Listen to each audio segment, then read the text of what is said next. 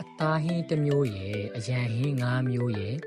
အခြားတိုးစရာမြုပ်စရာတွေနဲ့ကိုမှမြန်မာငွေတဦးလည်းရင်9500ကျပ်သာကျသင့်မယ်ထမင်းဆိုင်လေးကိုကျွန်တော်မိတ်ဆက်ပေးပါမယ်ကျဲဝက်စိတ်အမဲငါပစုံအစုံရပါတယ်ဒီဆိုင်နာမည်လေးကတော့ပခုတ်ကူမြန်မာထမင်းဆိုင်ဆိုင်မတ်နဲ့ဖြစ်ပါတယ်စိတ်သားတို့ပစုံတို့နဲ့ဆိုရင်တော့ဈေးလေးကပိုပါမယ်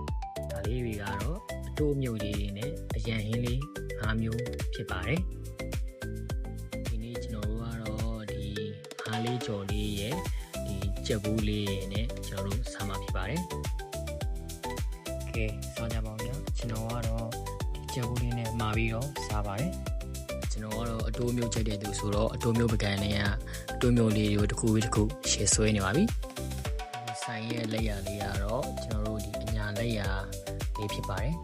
လာမယ်8လပိုင်းတရနေ့ကနေစပြီးတော့ဈေးလေးက1000တက်မယ်လို့ဆိုင်မှာတော့ကြေညာထားပါတယ်စားနေကြ customer လေးတွေကခု9500နဲ့6500ဖြစ်သွားတယ်ဆိုတော့တော့စားဖြစ်ကြအောင်မလားဆိုတာဒီဗီဒီယိုရဲ့ comment လေးမှာမှန်းခဲ့ပေးကြပါဦး